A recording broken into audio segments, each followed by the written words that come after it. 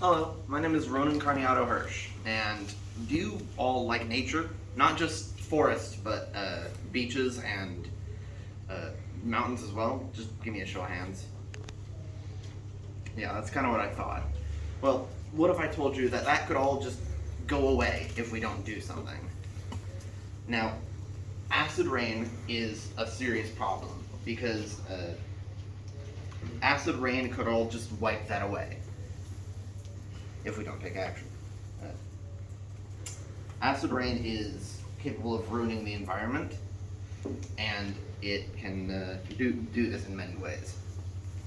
Now, for one, acid rain is capable of eroding stone faster than usual. Now, if you think about it, stone is pretty important in just about everything. I mean, mountains are stone, beaches are a form of eroded stone, and then asphalt and concrete are stone as well. And those eroding faster bodes pretty poorly for us. So, now what could happen if acid rain continues to erode these things?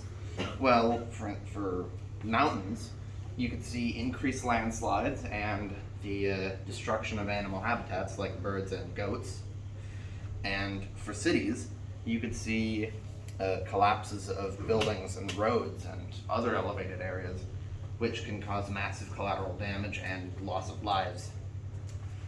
Now, how do we stop acid rain? The best way to stop acid rain is to get it at the source.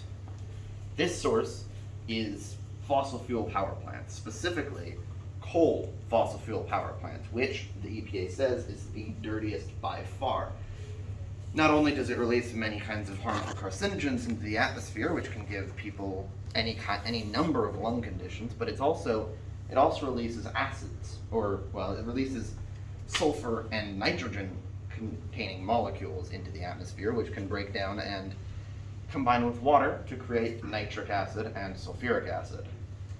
These acids then fall down and can cause increased erosion in stone, as I previously mentioned, specifically limestone and calcium. Limestone being not only what a lot of art is made of, because it's a nice soft material, but it also makes up a lot of mountains and other structural areas. Now also, if this acid rain gets into rivers, the increased pH level that comes from it, or decreased as it would be, can not only cause fish to develop incorrectly, but it can also affect the shells of marine animals, like snails or crabs, and cause them to possibly die off because they don't have any evolutionary adaptations to not having a shell. Now, what can we really do about it? Coal's a pretty important electricity source, and not just the USA, but in most countries. But, well, I have an alternative.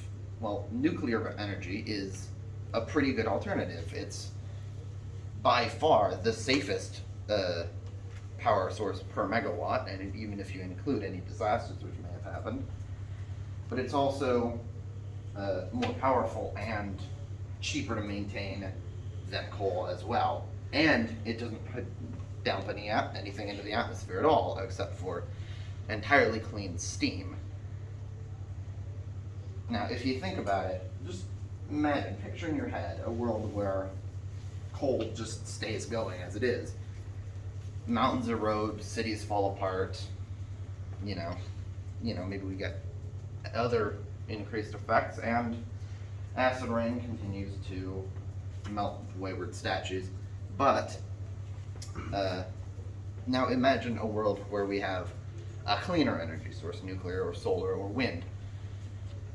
Then we wouldn't have any of this acid rain, we wouldn't have smog, we wouldn't have global warming, we wouldn't have melting ice caps. We'd be in a much better world with no time limit on it, necessarily. And really think about it, which would you rather live in? Now,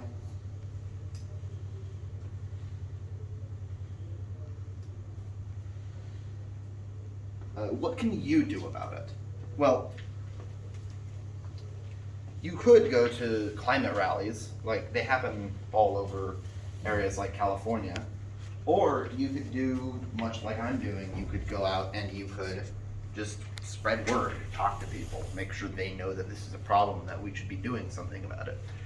Or you could phone representatives with the government, senators, governors, other folks in power, because you elected them. They're in power because of you. And they're supposed to represent you in the government.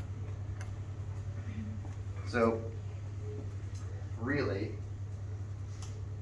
we can do something about it, and we need to take action in order to keep this crisis from making our lives worse. Thank you.